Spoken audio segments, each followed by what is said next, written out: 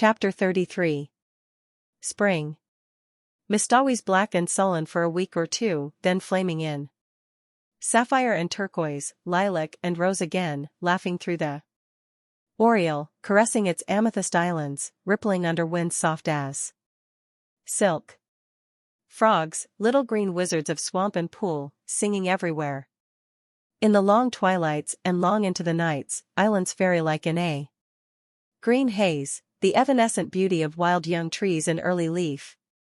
Frost-like loveliness of the new foliage of juniper trees, the woods putting on a fashion of spring flowers, dainty, spiritual things akin to the soul of the wilderness, red mist on the maples, willows decked out with glossy silver pussies, all the forgotten violets of Mistawi's blooming again, lure of April moons.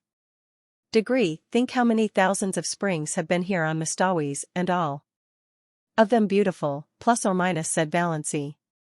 Degree, oh, Barney, look at that wild plum.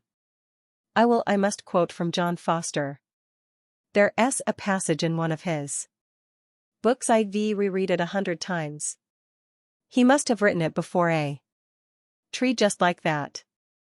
Degree, behold the young wild plum tree which has adorned herself after immemorial fashion in a wedding veil of fine lace. The fingers of wood pixies must have woven it, for nothing like it ever came from an earthly loom. I vow, the tree is conscious of its loveliness. It is bridling before our very eyes as if its beauty were not the most ephemeral thing in the woods, as it is the rarest and most exceeding. For today it is and tomorrow it is not.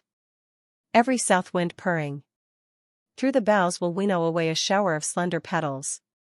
But what matter? Today it is queen of the wild places, and it is always today in the woods, plus or minus. Degree, I am sure you feel much better since you got that out of your system, plus or minus, said Barney heartlessly. Degree, here's a patch of dandelions, plus or minus, said Valancy, unsubdued. Degree, dandelions shouldn't grow in the woods, though. They haven't any sense of the fitness of things at all. They are too cheerful and self-satisfied. They haven't any of the mystery and reserve of the real wood flowers, plus or minus. Degree, in short, they be no secrets, plus or minus, said Barney. Degree, but wait a bit. The woods will have their own way even with those obvious dandelions. In a little while all that obtrusive yellowness and complacency will be gone, and we'll find here misty, phantom-like globes hovering over those long grasses in full harmony with the traditions of the forest. Plus or minus. Degree, that sounds John Fosterish, plus or minus, teased Valancy. Degree, what have I done that deserved a slam like that, plus or minus, complained Barney. One of the earliest signs of spring was the renaissance of Lady Jane. Barney put her on roads that no other car would look at, and they went through Deerwood in mud to the axles. They passed several Sterlings, who groaned and reflected that now spring was come they would encounter that shameless pair everywhere.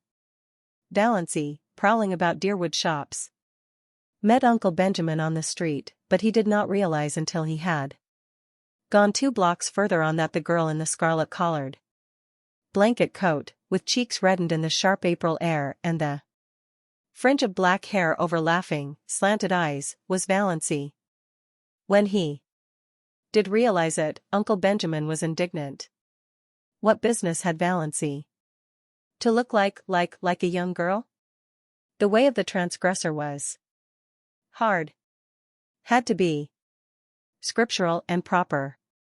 Yet Valancy's path couldn't be hard. She wouldn't look like that if it were. There was something wrong. It was almost enough to make a man turn modernist. Barney and Valancy clanged on to the port, so that it was dark when they went through Deerwood again. At her old home, Valancy, seized with a sudden impulse, got out, opened the little gate and tiptoed around to the sitting-room window. There sat her mother and Cousin Stickles, drearily, grimly knitting. baffling and inhuman as ever. If they had looked the least bit lonesome, Valancy would have gone in.